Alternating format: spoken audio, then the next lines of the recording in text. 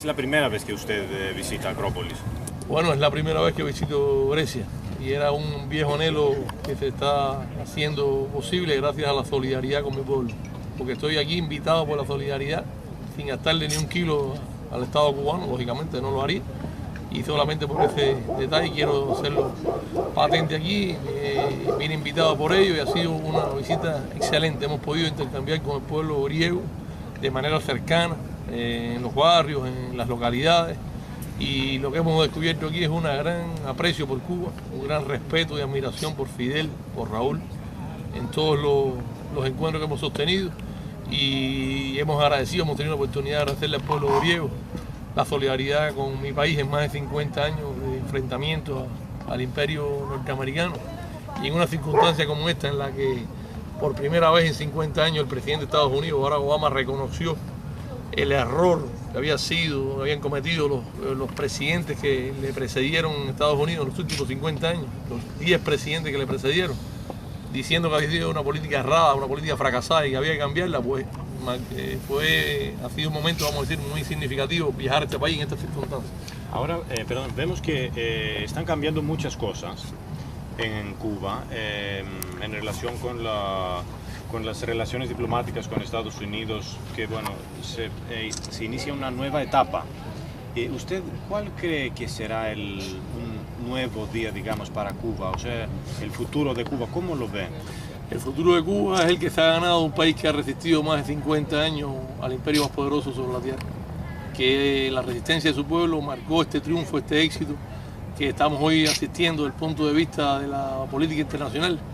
O sea, estoy diciendo, el pueblo cubano junto con la solidaridad internacional pues derrotaron una posición imperial en pleno siglo XXI y ha demostrado los potenciales que tiene una nación que, si bien en más de 50 años con ese férreo bloqueo, con esas medidas, con permanentes agresiones de todo tipo, incluyendo el terrorismo de Estado contra Cuba desde ese país, pues en las nuevas circunstancias tenemos la convicción absoluta que avanzaremos mucho más de lo que hemos avanzado, porque como conoce, mi país ha avanzado mucho con relación a todos los parámetros y todos los índices de desarrollo social, y tiene índices comparables con los de países del primer mundo en diversos aspectos.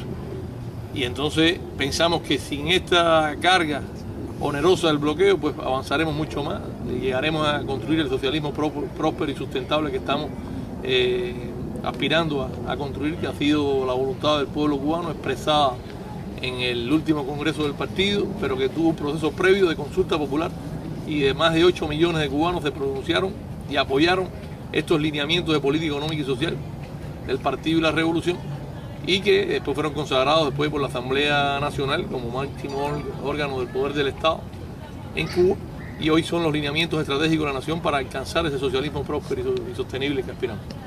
Muchos dicen que en América Latina, ahora tras la muerte de Hugo Chávez, podrían cambiar muchas cosas en América Latina, en toda la región.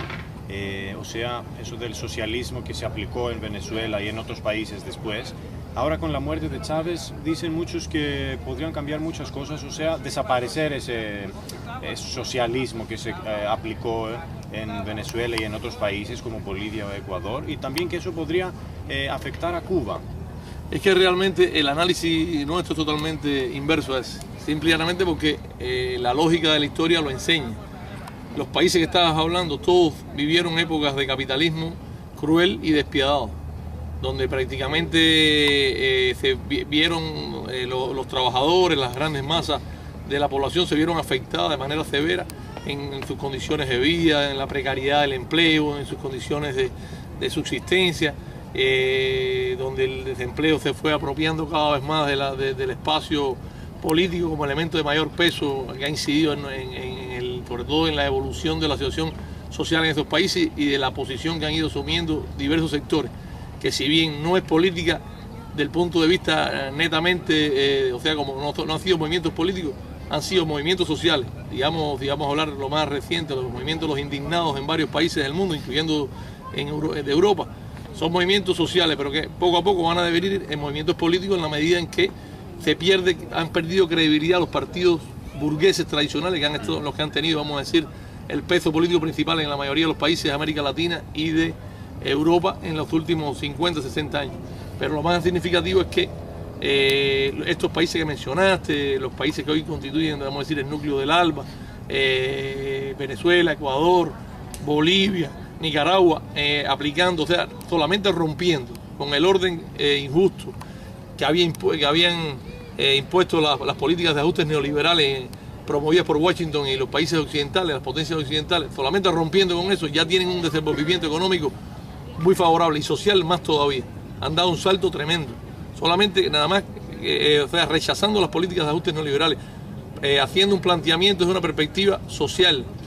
No se ha defendido en modo alguno el capital, es lo que defiende el neoliberalismo, la no injerencia del Estado. Al contrario, han buscado las políticas sociales, primero de los movimientos políticos y después, cuando han adquirido el poder estos movimientos políticos y han asumido como política de Estado una política social, varios de ellos con orientación socialista, como es el caso, por ejemplo, de Bolivia o de Ecuador, donde los resultados son significativos. Venezuela, que era Venezuela antes de Chávez y Venezuela después de Chávez.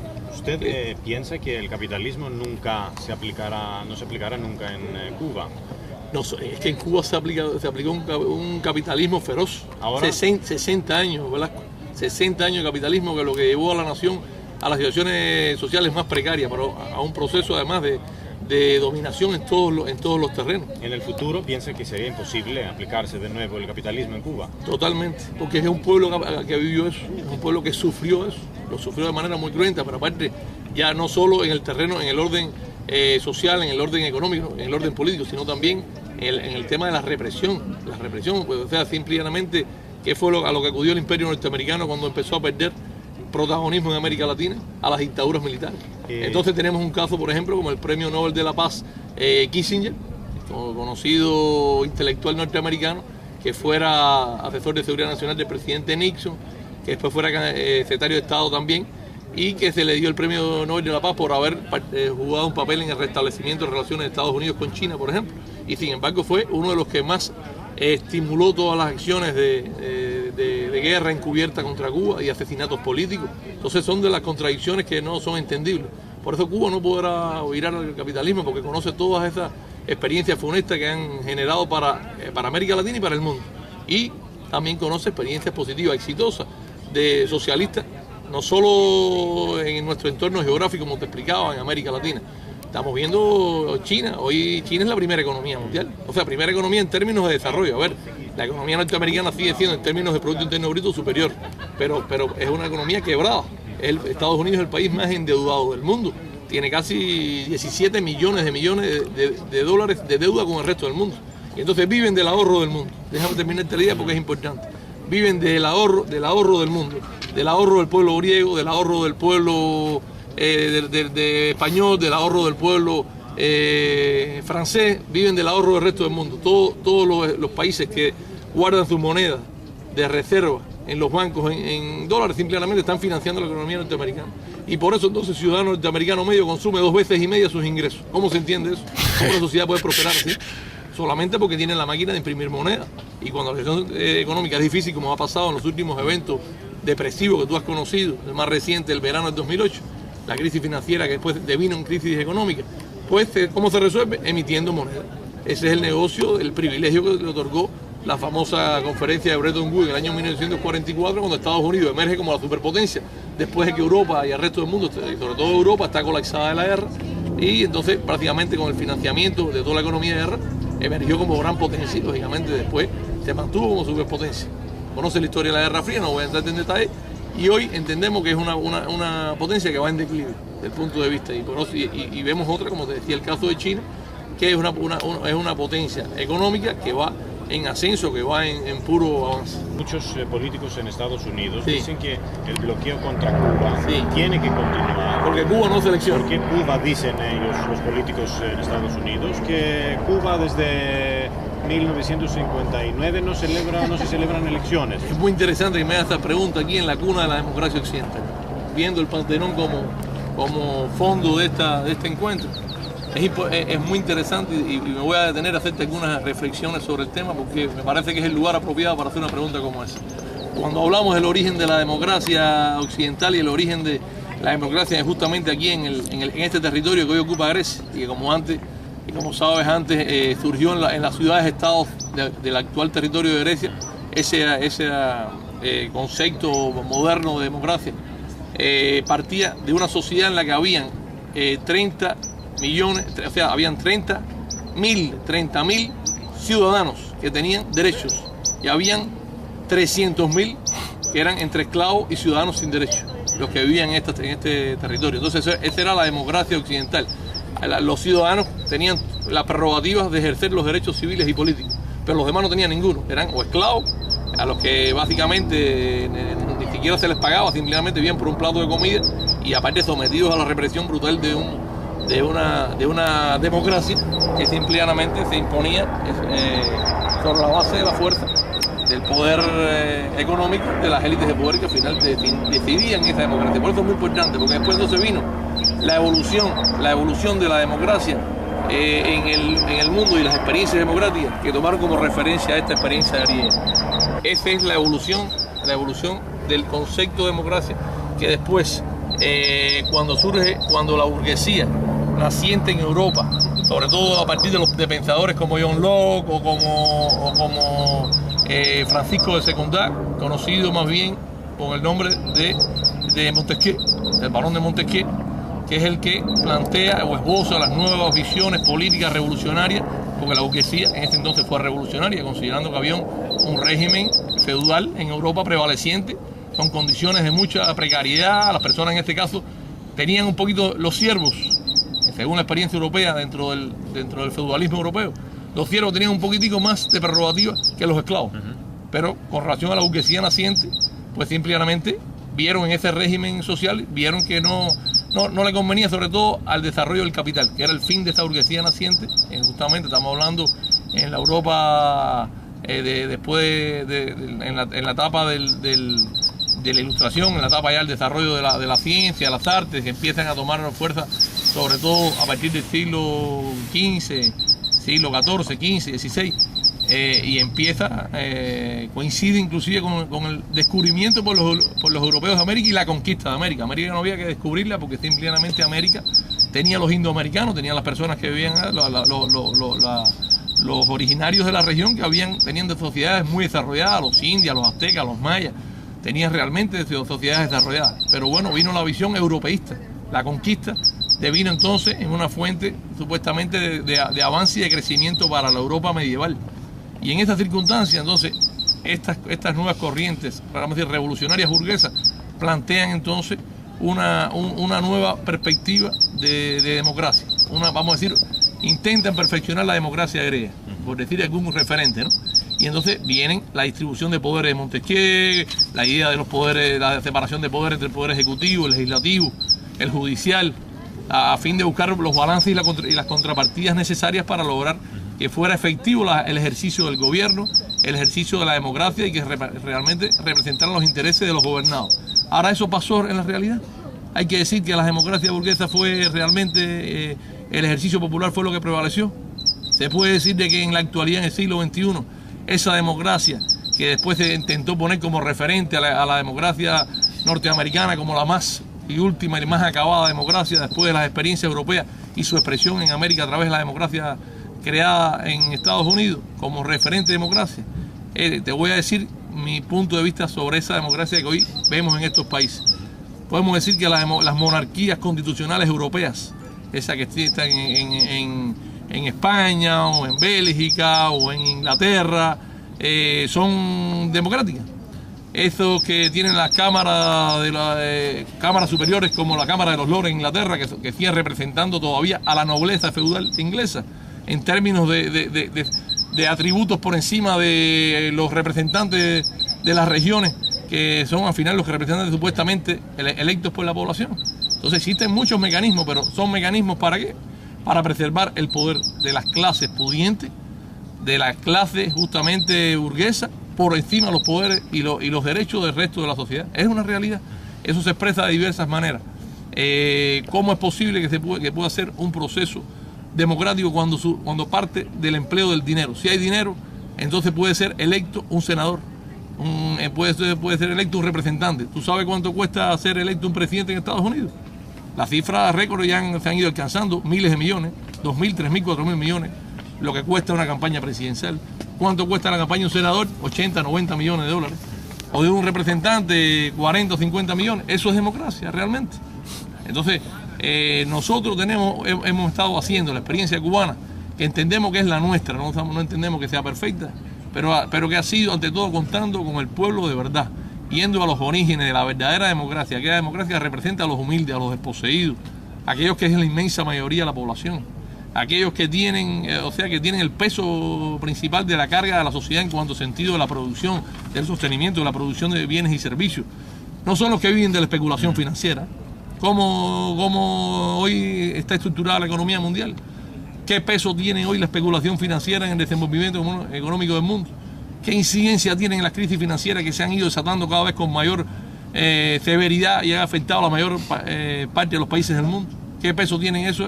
El gran capital financiero, que ya no solo es un país, es transnacional. Por eso responde a élites de poder. Y con eso cuando hablo de élites de poder imperial en Estados Unidos, no me estoy refiriendo en modo alguno al pueblo norteamericano.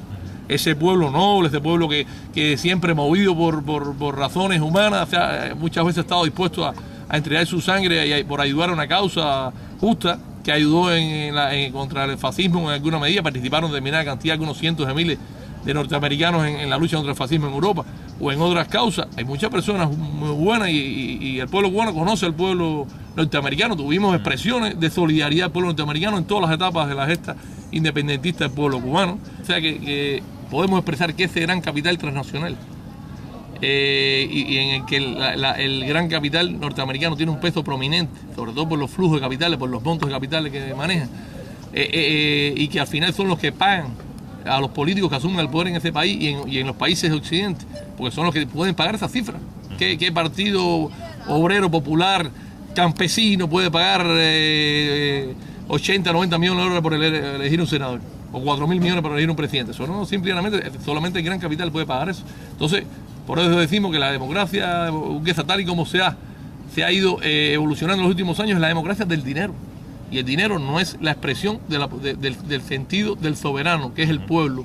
El pueblo es el que tiene que decidir. Entonces, cuando vamos a hablar de la democracia cubana, es una democracia participativa. Esa es la diferencia entre la democracia representativa burguesa y la democracia participativa cubana. Es una democracia en la que todo se le consulta al pueblo. Es una democracia en la que cada aspecto que tiene decisión importante, que en la vida de la sociedad, del pueblo, de la población, tiene impacto, se consulta. En Cuba, pese a que hemos oído los momentos más difíciles, no han existido políticas de ajuste neoliberales. Y tú sabes lo que te estoy hablando, porque tú sí lo has vivido. Tú eres un peruano griego que vive en Grecia ¿hace cuánto? Naciste en Grecia, pero tienes familia allá. Sí. Y te considera tus orígenes peruanos lo preservan. Por eso me dijiste, soy cubano, soy griego, peruano. ¿Y cuánto has vivido en este país? ¿Qué edad tienes? 35. 35 años. ¿Has visto los acontecimientos? No he hablado con una sola persona en esta visita en que no tenga opiniones muy serias sobre lo que están viendo, que es el capitalismo moderno en Europa y la crisis general que ha provocado y la situación de precariedad social y de pobreza que ha generado. ¿Tú te imaginas que más de la mitad de los jóvenes que están hoy en la poderosa Unión Europea no tengan trabajo? ¿Cómo se explica eso? ¿Cómo se puede explicar eso? ¿Cómo se le puede explicar eso a una familia que trabaja, que produce bienes y servicios? Los que trabajan producen el aceite de oliva, que es una fuente de alimento principal en cualquier país europeo. O sea, y que trabajan humildemente en la tierra con un gran esfuerzo, y que entonces sus poquitos recursos que han tenido guardados en los bancos se le han vuelto pan y agua, se le han hecho polvo, porque simplemente no han tenido, al final, con la inflación, con las políticas de ajuste, con todo, simplemente se le ha depreciado sus pocas posesiones, han perdido sus propiedades, han perdido sus viviendas. ¿Qué te digo? Que nosotros tenemos mucha fe y mucha confianza en la democracia cubana, en la que hemos experimentado. Y repito, no decimos que es la mejor, no decimos que es el referente de nadie, es la nuestra. A nosotros nos ha funcionado. Y la mayor evidencia que ha funcionado esa democracia es que hay una revolución después de más de medio siglo enfrentando al imperio más poderoso. Eso no ha pasado muchas veces en la historia. Hay que decirlo así. Nosotros tenemos una posición total de respeto por la historia, tenemos una posición de respeto por todas las experiencias de todos los países, y no tenemos la nuestra. Pero lo cierto es que si la revolución cubana no hubiese sido una gran democracia, no hubiese subsistido ni un día en esas circunstancias. Entonces, solamente con la consulta popular, con el intercambio con el pueblo. El ejemplo más reciente es cuando se discutió en el último congreso del Partido Comunista de Cuba los lineamientos de política económica y social que iban a trazar la dirección estratégica del país en los próximos años para alcanzar ese socialismo próspero y sostenible que estamos aspirando. Y eso fue discutido con toda la población. En Cuba somos 11 millones de cubanos y alrededor de 8,7 millones de cubanos participaron en los intercambios sobre esas proyecciones, para dar opiniones, criterios. Esas opiniones y criterios fueron tenidos en cuenta. Lo que preguntan muchos sobre las elecciones es si se da un fin al bloqueo contra Cuba, ¿se podrían celebrar elecciones? No, pero voy ahí, te termino la idea, porque evidentemente... Porque esos que dicen que no se celebran elecciones, por eso existe también el bloqueo contra Cuba. ¿Te das cuenta que es un contrasentido? Claro. El argumento de la agresión a un país para imponerle un sistema político que aparte de además es precario y que no ha dado ningún resultado. Eso es un contrasentido. Entonces el argumento es que yo te pongo bloqueo porque tú no haces elecciones directas. Te estoy diciendo que más directas las nuestras no pueden ser.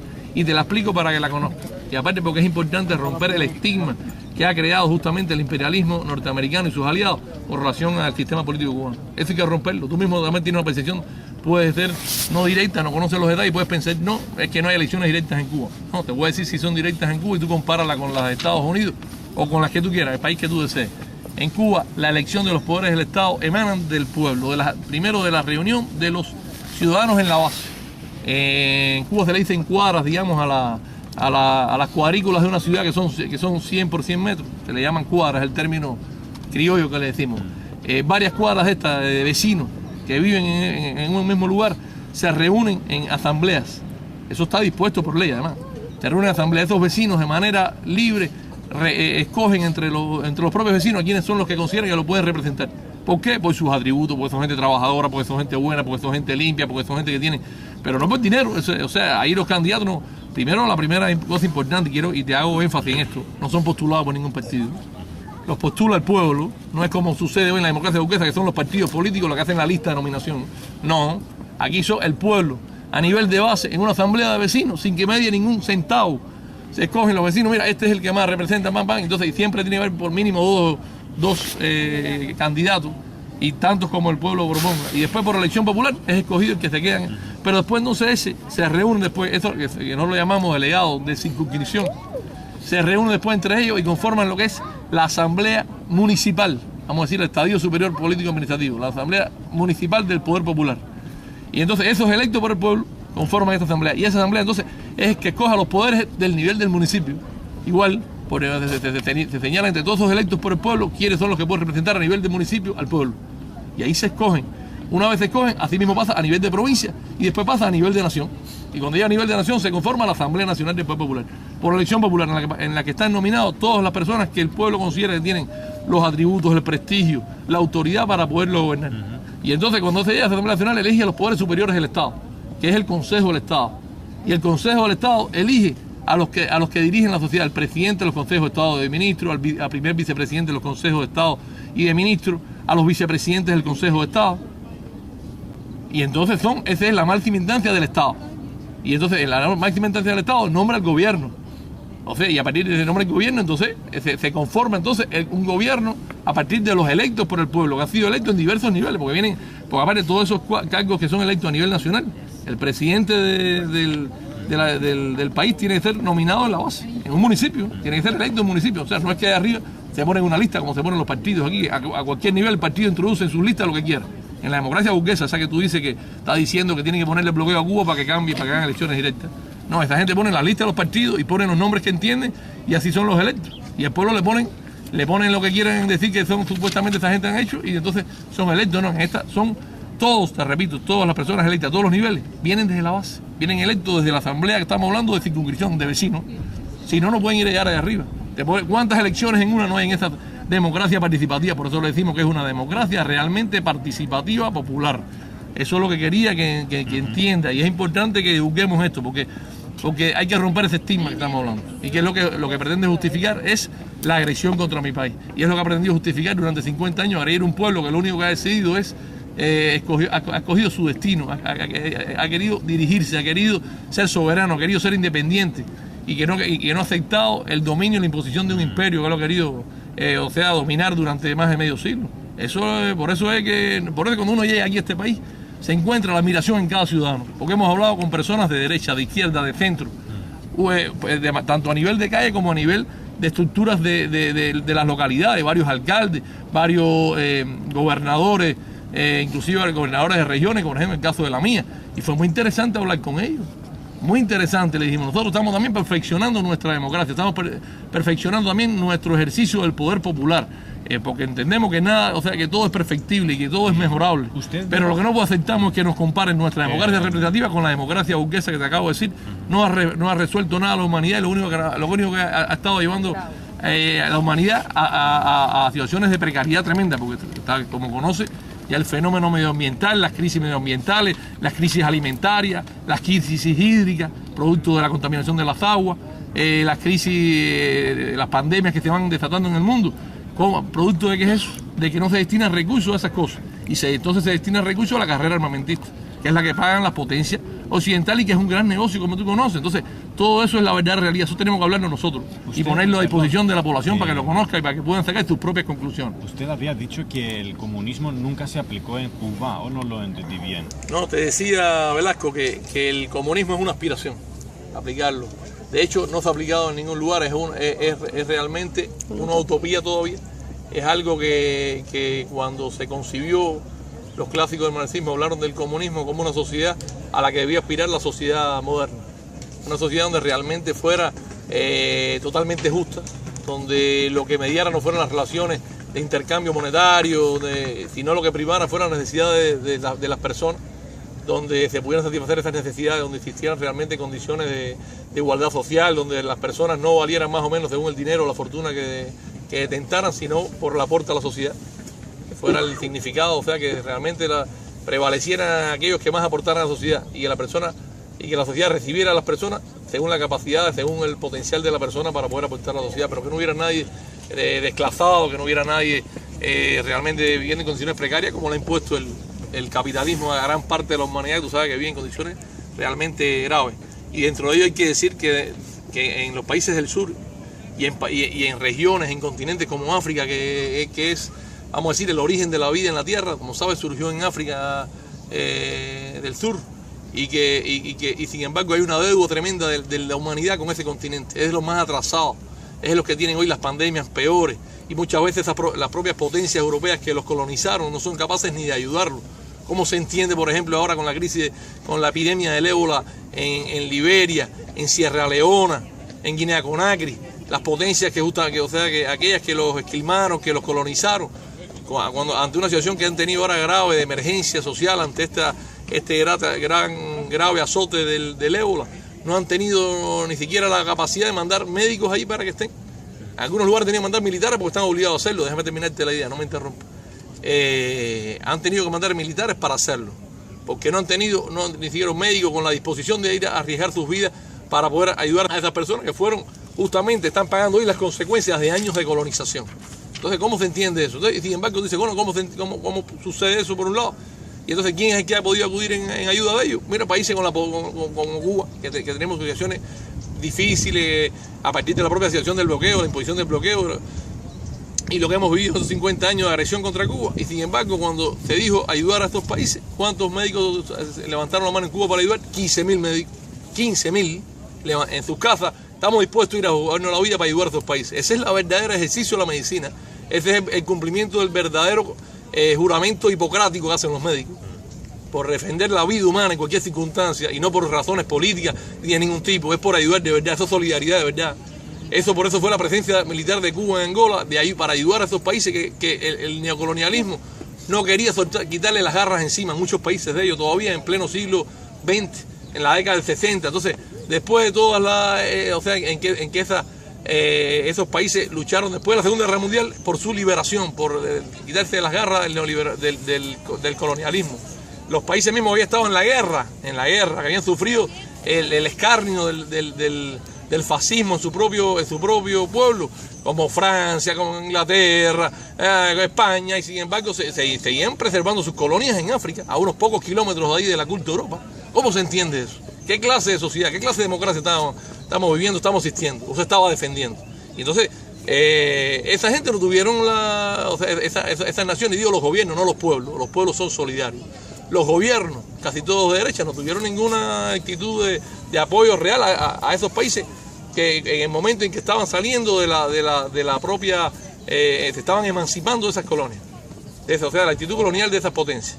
Y entonces, en esas circunstancias que se presenta la ayuda internacionalista cubana en África y murieron 2.077 cubanos, ayudando a eliminar los rezagos del neocolonialismo en esas naciones y contribuyendo a acabar con el fin del apartheid, que era el régimen segregacionista, ese que tuvo Mandela más de 30 años preso. Ese mismo, o sea, un régimen segregacionista, racista, y como mismo pasaba hoy con los gobiernos de Israel, Estados Unidos era el que vetaba en cualquier intento en Consejo de Seguridad de Naciones Unidas por sancionar a esos gobiernos fascistas realmente, segregacionistas, racistas. Como mismo hace con Israel, lo hacía entonces con Sudáfrica. Y llegaron a tener 7 armas nucleares. 7 armas nucleares. ¿Cómo lo desarrollaron? ¿Por qué Estados Unidos no actuó como actuó supuestamente con las famosas armas de destrucción masiva en Irak? El gobierno de Bush. Que supuestamente después nunca aparecieron. Nunca aparecieron, no, han matado a más de 1 millón de iraquíes. ¿Y quién denuncia eso? Y nunca esas armas aparecieron. Entonces eso no pasó en ese momento, cuando entonces le pasaron las armas nucleares al gobierno, a ese gobierno que apenas unos millones de blancos sojuzgaban a más de 13 millones de negros. A partir de un imperio, o sea, fuerte, racista, represivo, y entonces le pasaron armas nucleares. ¿Para qué? Para que las utilizaran contra las fuerzas cubanas que estaban ahí defendiendo ese país. A utilizarla, eso pasó, esa historia, busca como periodista, sería interesante que te interesaras en eso. Y entonces esas cosas no se han escrito, esas cosas hay que decirlas. La realidad de la historia es lo más importante, no que se cuente o se distorsione la historia, que es lo que tienen que hacer los historiadores que tienen ante todo compromisos con esas élites de pueblo. Hay que hacer una historia desde las bases populares, desde los orígenes reales, que cuenten la realidad con crudeza. Entonces, ese es interesante. Y en esa circunstancia, el papel de Cuba contribuyó, de los internacionalistas cubanos, y te repito, con la vida de esos 2077 madres y familias enlutadas por haber perdido sus hijos en África, se logró la verdadera seguridad e independencia de Angola. Se contribuyó, porque al final el pueblo angolano fue el que decidió eso, pero se contribuyó de manera determinante a eso. Se logró asegurar la independencia de Namibia, que después de años una resolución de Naciones Unidas indicándolo, siempre había sido desconocido por Sudáfrica y nunca las potencias occidentales habían presionado con eso.